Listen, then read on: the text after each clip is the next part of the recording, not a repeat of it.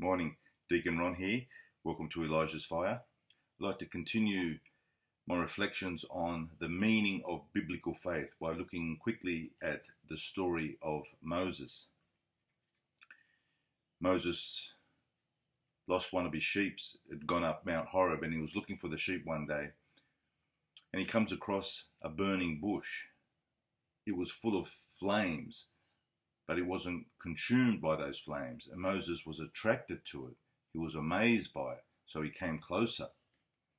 And this already is a good description of the experience of the mystic. The mystic sees the flames of God's presence in all things, but all things are not consumed by that presence. The flames are there, but not there. God's presence is there, but not there. God's presence fills the universe, fills all of creation, but you can't see anything in particular. Moses speaks to God through the burning bush, and then Moses asks God his name, and God says, I am. I am. That's the only thing you can really say about God, that God is. What God is, we don't understand. We can never fully understand how God is. We can never fully understand. All we can really say is that God is. Thomas Aquinas said that God was pure being, pure existence itself. God is existence. God is life. And everything that exists, everything that has life, shares in the existence and life of God. The sun, the moon, the mountains, the trees, the animals, human beings, we all participate in the being, the existence, and the life of God. But God is not just simply pure being. In the Judeo-Christian tradition, God is concerned with humans, concerned with human history, especially the poor and the suffering. So he tells Moses to go to the Pharaoh and tell the Pharaoh to set the Hebrews free.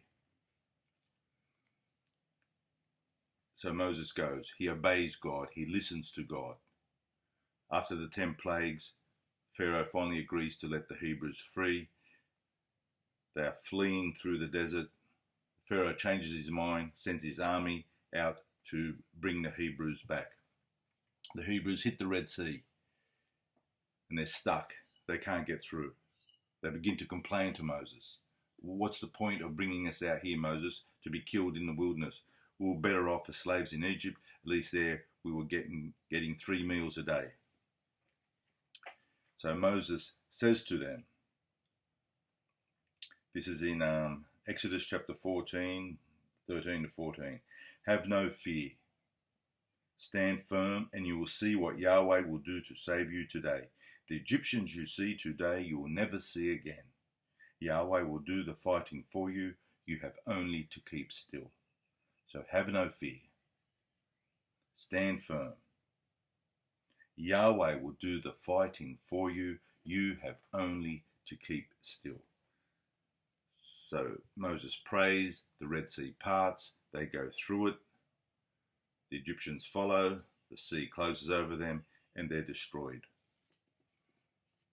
And then they continue on their journey to their goal, which is the promised land. And remember, when we looked at Abraham, God always gives us a goal, a mission, a purpose, a destiny.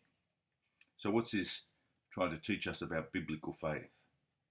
When you are traveling in your life towards your God-given goal, towards your divinely ordained destiny, and you hit an obstacle, and you think, this is impossible for me to get through. I just can't get through this. It's impossible. I should have stayed the person I was. When you're looking at your God-given future and you look back at your past and you say, geez, it was easier if I just kept doing what I was doing before. What's the point of trying to be something better, trying to do something better? And you're right, it's always a lot easier to stay in your comfort zone. It's always difficult to leave your comfort zone. So what do you do when you hit the obstacle that you can't get through? You pray. You have faith in God. You trust in God. You put your faith in God. You're right. You can't get through it. You cannot pass through the Red Sea. God has to do it for you. This is what this is trying to teach us. God will get you through it.